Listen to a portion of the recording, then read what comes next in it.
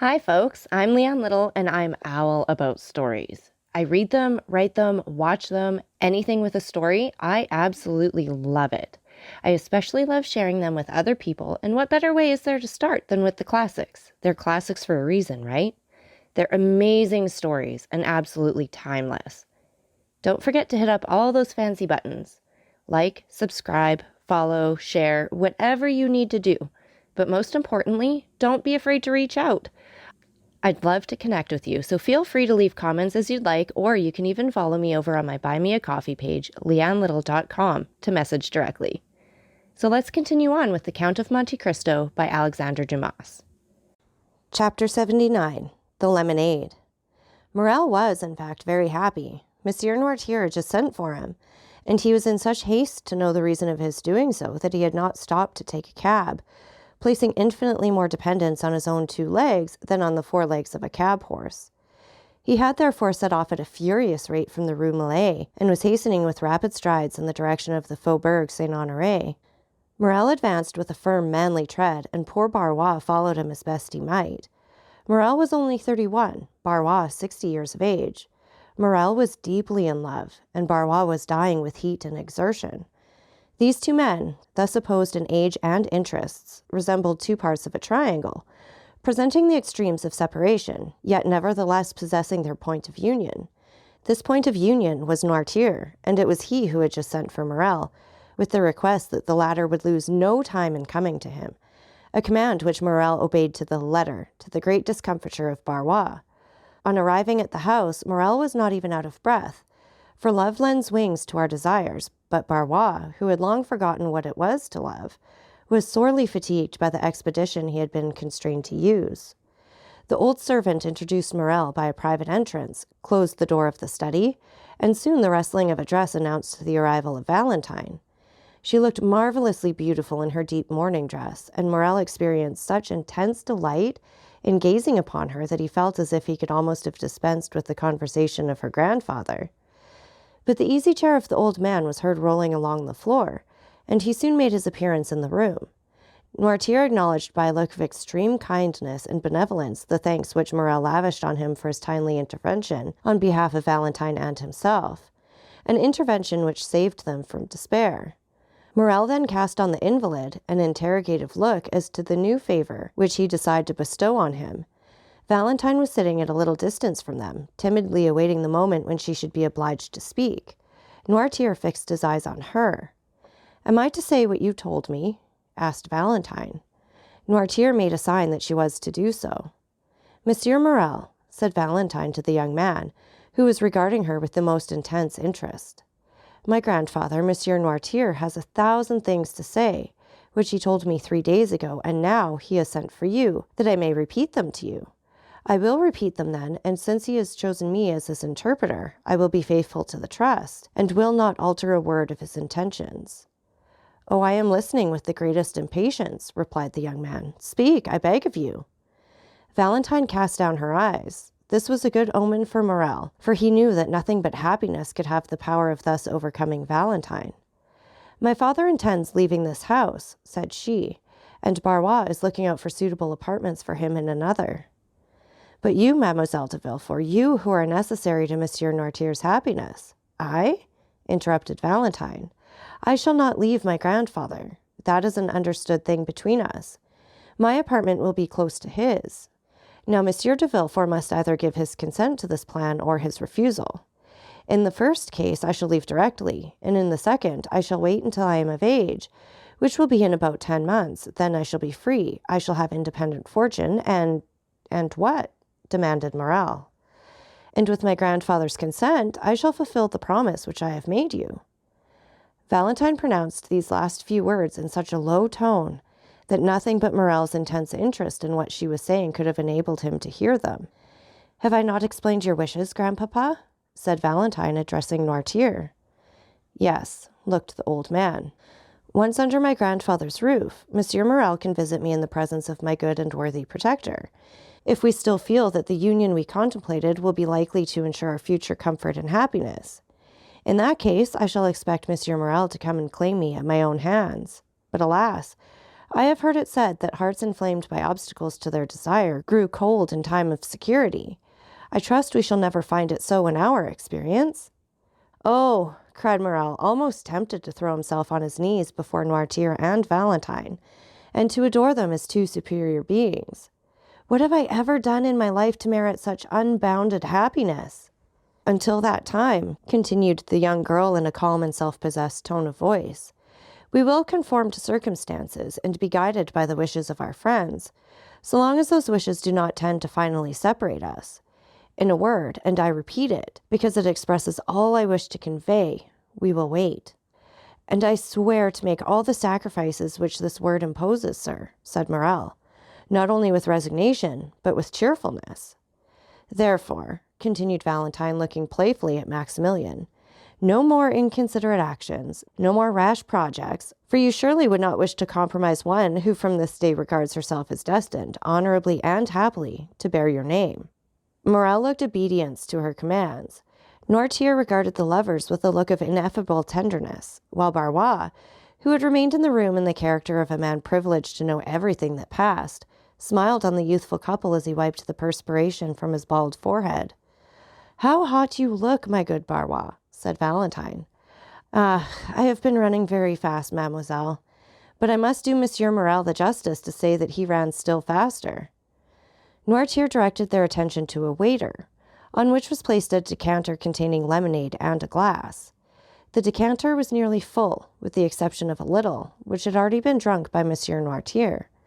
"Come, Barois," said the young girl, "take some of this lemonade. I see you are coveting a good draught of it." "The fact is, mademoiselle," said Barois, "I am dying with thirst, and since you are so kind as to offer it to me, I cannot say I should at all object to drinking your health in a glass of it." "Take some then, and come back immediately." Barois took away the waiter, and hardly he was outside the door, which in his haste he forgot to shut, then they saw him throw back his head and empty to the very dregs the glass which Valentine had filled. Valentine and Morel were exchanging their adieux in the presence of Noirtier, when a ring was heard at the doorbell. It was the signal of a visit. Valentine looked at her watch. "It is past noon," said she, "and today is Saturday. I dare say it is the doctor, grandpapa." Noirtier looked his conviction that she was right in her supposition. "He will come in here, and Monsieur Morel had better go. Do you not think so, grandpapa?" "Yes," signed the old man. "Barois!" cried Valentine. "Barois!" "I am coming, mademoiselle," replied he. "Barois will open the door for you," said Valentine, addressing Morel. "And now remember one thing, monsieur officer, that my grandfather commands you not to take any rash or ill-advised step which would be likely to compromise our happiness." "I promised him to wait," replied Morel, "and I will wait." At this moment Barois entered. "Who rang?" asked Valentine. "Dr. Davrany," said Barois, staggering as if he would fall. "What is the matter, Barois?" said Valentine. The old man did not answer, but looked at his master with wild, staring eyes, while with his cramped hand he grasped a piece of furniture to enable him to stand upright. "He is going to fall!" cried Morel. The rigors which had attacked Barois gradually increased. The features of the face became quite altered, and the convulsive movement of the muscles appeared to indicate the approach of a most serious nervous disorder. Noirtier, seeing Barois in this pitiable condition, showed by his looks all the various emotions of sorrow and sympathy which can animate the heart of a man.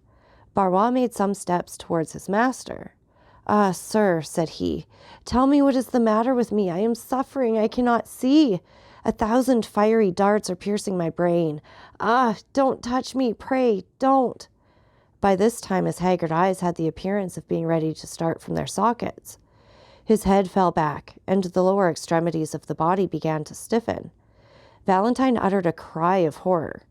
Morel took her in his arms as if to defend her from some unknown danger. "Monsieur Davrany! Monsieur Davrany!" cried she in a stifled voice. "Help! Help!" Barois turned round and with great effort stumbled a few steps, then fell at the feet of Noirtier, and resting his hand on the knee of the invalid, exclaimed, "My master, my good master!" At this moment Monsieur de Villefort, attracted by the noise, appeared on the threshold. Morel relaxed his hold of Valentine and retreated to a distant corner of the room, remained half hidden behind a curtain. Pale as if he had been gazing on a serpent, he fixed his terrified eye on the agonized sufferer. Noirtier, burning with impatience and terror, was in despair at his utter inability to help his old domestic, whom he regarded more in the light of a friend than a servant. One might, by the fearful swelling of the veins of his forehead and the contraction of the muscles round the eye, trace the terrible conflict which was going on between the living energetic mind and the inanimate and helpless body. Barois, his features convulsed, his eyes suffused with blood, and his head thrown back, was lying at full length, beating the floor with his hands, while his legs had become so stiff that they looked as if they would break rather than bend. A slight appearance of foam was visible around the mouth, and he breathed painfully and with extreme difficulty. Villefort seemed stupefied with astonishment, and remained gazing intently on the scene before him without uttering a word. He had not seen Morel. After a moment of dumb contemplation, during which his face became pale and his hair seemed to stand on end, he sprang towards the door, crying out, "Doctor, doctor, come instantly! Pray, come!" "Madame, madame!" cried Valentine, calling her stepmother, and running upstairs to meet her. "Come quick, quick, and bring your bottle of smelling salts with you." "What is the matter?" said Madame de Villefort in a harsh and constrained tone. "Oh, come, come!" "But where is the doctor?" exclaimed Villefort. "Where is he?" Madame de Villefort now deliberately descended the staircase. In one hand she held her handkerchief, in which she appeared to be wiping her face, and in the other a bottle of English smelling salts. Her first look on entering the room was at Noirtier, whose face, independent of the emotion which such a scene could not fail of producing, proclaimed him to be in possession of his usual health. Her second glance was at the dying man. She turned pale, and her eye passed quickly from the servant and rested on the master. "In the name of heaven, madame," said Villefort, "where is the doctor? He was with you just now. You see this is a fit of apoplexy, and he might be saved if he could but be bled." "Has he eaten anything lately?" asked Madame de Villefort, eluding her husband's question. "Madame," replied Valentine, "he has not even breakfasted. He has been running very fast on an errand with which my grandfather charged him, and when he returned, took nothing but a glass of lemonade." "Ah," said Madame de Villefort, "why did he not take wine? Lemonade was a very bad thing for him." Grandpapa's bottle of lemonade was standing just by his side. Poor Barois was very thirsty, and was thankful to drink anything he could find. Madame de Villefort started. Noirtier looked at her with a glance of the most profound scrutiny. "He has such a short neck," said she. "Madame," said Villefort, "I ask where's Monsieur d'Averny? In God's name, answer me." "He is with Edward, who is not quite well," replied Madame de Villefort, no longer being able to avoid answering. Villefort rushed upstairs to fetch him. "Take this," said Madame de Villefort, giving her smelling bottle to Valentine. "They will no doubt bleed him. Therefore I will retire, for I cannot endure the sight of blood." And she followed her husband upstairs. Morel now emerged from his hiding place, where he had remained quite unperceived, so great had been the general confusion. "Go away as quickly as you can, Maximilian," said Valentine, "and stay till I send for you. Go." Morel looked towards Noirtier for permission to retire. The old man, who had preserved all his usual coolness, made a sign to him to do so. The young man pressed Valentine's hand to his lips, and then left the house by a back staircase. At the same moment that he quitted the room, Villefort and the doctor entered by an opposite door. Barois was now showing signs of returning consciousness. The risus seemed past, a low moaning was heard, and he raised himself on one knee. Dr. d'Averny and Villefort laid him on a couch. "What do you prescribe, doctor?" demanded Villefort. "Give me some water and ether. You have some in the house, have you not?" "Yes." "Sign for some oil of turpentine and tartar emetic." Villefort immediately dispatched a messenger. "Now let everyone retire." "Must I go too?" asked Valentine timidly. "Yes, mademoiselle, you especially," replied the doctor abruptly. Valentine looked at Monsieur d'Averny with astonishment, kissed her grandfather on the head, and left the room. The doctor closed the door after her with a gloomy air. "Look, look, doctor," said Villefort. "He is quite coming round again. I really do not think, after all, it is anything of consequence." Monsieur d'Averny answered by a melancholy smile. "How do you feel, Barois?" asked he. "A little better, sir." Will you drink some of this ether and water? I will try, but don't touch me. Why not? Because I feel that if you were only to touch me with the tip of your finger, the fit would return. Drink. Barois took the glass and, raising it to his purple lips, took about half of the liquid offered him. Where do you suffer? Asked the doctor.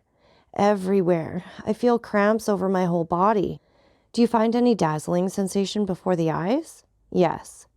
Any noise in the ears? Frightful.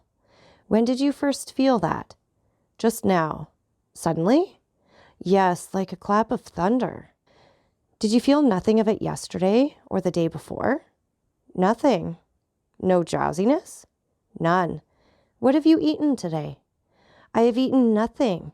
I only drank a glass of my master's lemonade, that's all. And Barois turned towards Noirtier, who, immovably fixed in his armchair, was contemplating this terrible scene without allowing a word or a movement to escape him. Where is this lemonade? Asked the doctor eagerly. Downstairs in the decanter. Whereabouts downstairs? In the kitchen. Shall I go and fetch it, doctor? Inquired Villefort. No, stay here and try to make Barois drink the rest of this glass of ether and water. I will go myself and fetch the lemonade. Daverney bounded towards the door, flew down the back staircase, and almost knocked down Madame de Villefort. In his haste, who was herself going down to the kitchen. She cried out, but Daverney paid no attention to her. Possessed with but one idea, he cleared the last 4 steps with a bound, and rushed into the kitchen, where he saw the decanter about 3 parts empty still standing on the waiter where it had been left. He darted upon it as an eagle would seize upon its prey. Panting with the loss of breath, he returned to the room he had just left. Madame de Villefort was slowly ascending the steps which led to her room. Is this the decanter you spoke of? Asked Daverney. Yes, doctor. Is this the same lemonade of which you partook? I believe so. What did it taste like? It had a bitter taste. The doctor poured some drops of the lemonade into the palm of his hand, put his lips to it, and after having rinsed his mouth as a man does when he is tasting wine, he spat the liquor into the fireplace. It is no doubt the same, said he. Did you drink some too, Monsieur Noirtier? Yes. And did you also discover a bitter taste? Yes. Oh, doctor, cried Barois, the fit is coming on again. Oh, do something for me. The doctor flew to his patient. That emetic, Villefort, see if it is coming. Villefort sprang into the passage, exclaiming, The emetic! The emetic! Is it come yet? No one answered. The most profound terror reigned through the house.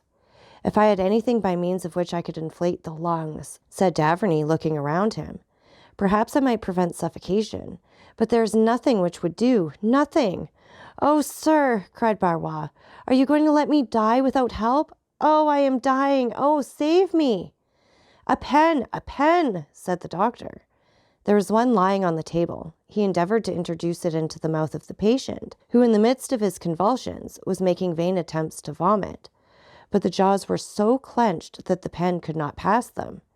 The second attack was much more violent than the first, and he had slipped from the couch to the ground, where he was writhing in agony.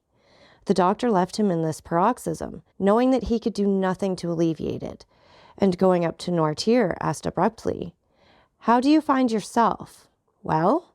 Yes. Have you any weight on the chest, or does your stomach feel light and comfortable, hey? Yes. Then you feel pretty much as you generally do after you've had the dose which I am accustomed to give you every Sunday. Yes. Did Barois make your lemonade? Yes. Was it you who asked him to drink some of it? No. Was it Monsieur de Villefort? No. Madame? No. It was your granddaughter, then, was it not? Yes. A groan from Barois, accompanied by a yawn which seemed to crack the very jawbones, attracted the attention of Monsieur Daverney. He left Monsieur Noirtier and returned to the sick man. Barois, said the doctor, can you speak? Barois muttered a few unintelligible words. Try and make an effort to do so, my good man, said Daverney. Barois reopened his bloodshot eyes. Who made the lemonade? I did. Did you bring it to your master directly it was made? No. You left it somewhere then in the meantime? Yes, I left it in the pantry because I was called away. Who brought it into this room then? Mademoiselle Valentine. Dr. Daverney struck his forehead with his hand. Gracious heaven, exclaimed he. Doctor, doctor, cried Barois, who felt another fit coming. Will they never bring that emetic? Asked the doctor. Here's a glass with one already prepared, said Villefort, entering the room. Who prepared it? The chemist who came here with me. Drink it, said the doctor to Barois. Impossible, doctor, it is too late. My throat is closing up. I am choking. Oh, my heart. Ah, my head. Oh, what agony. Shall I suffer like this long? No, no, friend, replied the doctor. You will soon cease to suffer. Ah, I understand you, said the unhappy man. My God, have mercy upon me. And uttering a fearful cry, Barois fell back as if he had been struck by lightning. Daverney put his hand to his heart and placed a glass before his lips. Well, said Villefort, go to the kitchen and get me some syrup of violets. Villefort went immediately. Do not be alarmed, Monsieur Noirtier, said Daverney. I am going to take my patient into the next room to bleed him. This sort of attack is very frightful to witness. And taking Barois under the arms, he dragged him into an adjoining room, but almost immediately he returned to fetch the lemonade. Noirtier closed his right eye. You want Valentine, do you not? I will tell them to send her to you. Villefort returned, and Daverney met him in the passage. Well, how is he now? Asked he. Come in here, said Daverney, and he took him into the chamber where the sick man lay. Is he still in a fit? Said the procureur. He is dead. Villefort drew back a few steps, and clasping his hands, exclaimed with real amazement and sympathy, Dead? And so soon, too! Yes, it is very soon, said the doctor, looking at the corpse before him. But that ought not astonish you. Monsieur and Madame de Saint-Méran died as soon. People die very suddenly in your house, Monsieur de Villefort. What? Cried the magistrate, with an accent of horror and consternation. Are you still harping on that terrible idea? Still, sir, and I shall always do so, replied Daverney, for it has never for one instant ceased to retain possession of my mind, and that you may be quite sure that I am not mistaken this time, listen well to what I am going to say, Monsieur de Villefort. The magistrate trembled convulsively. There is a poison which destroys life almost without leaving any perceptible traces. I know it well. I have studied it in all its forms and in the effects which it produces. I recognize the presence of this poison in the case of poor Barois, as well as in that of Madame de Saint-Méran. There is a way of detecting its presence. It restores the blue color of litmus paper reddened by an acid, and it turns syrup of violets green. We have no litmus paper, but, see, here they come with the syrup of violets. The doctor was right. Steps were heard in the passage. Monsieur Daverney opened the door, and took from the hands of the chambermaid a cup which contained 2 or 3 spoonfuls of the syrup. He then carefully closed the door. Look, said he to the procureur, whose heart beat so loudly that it might almost be heard. Here in this cup some syrup of violets, and this decanter contains the remainder of the lemonade, of which Monsieur Noirtier and Barois partook. If the lemonade be pure and inoffensive, the syrup will retain its color. If, on the contrary, the lemonade be drugged with poison, the syrup will become green. Look closely. The doctor then slowly poured some drops of the lemonade from the decanter into the cup, and in an instant a cloudy sediment began to form at the bottom of the cup. The sediment first took a blue shade, then, from the color of sapphire, it passed to that of opal, and from opal to emerald. Arrived at this last hue, it changed no more. The result of the experiment left no doubt whatever on the mind. The unfortunate Barois has been poisoned, said Daverney, and I will maintain this assertion before God and man. Villefort said nothing, but he clasped his hands, opened his haggard eyes, and, overcome with his emotion, sank into a chair. So that's it for this chapter. And again, take a minute to like, subscribe, and share. And don't forget that I love hearing from all of you. So please leave any comments you'd like, or you can follow me over on my Buy Me a Coffee page, leannelittle.com. That's LIANELITTLE.com. And thank you so much for listening. Remember, it's Owl About the Story. Have a great day.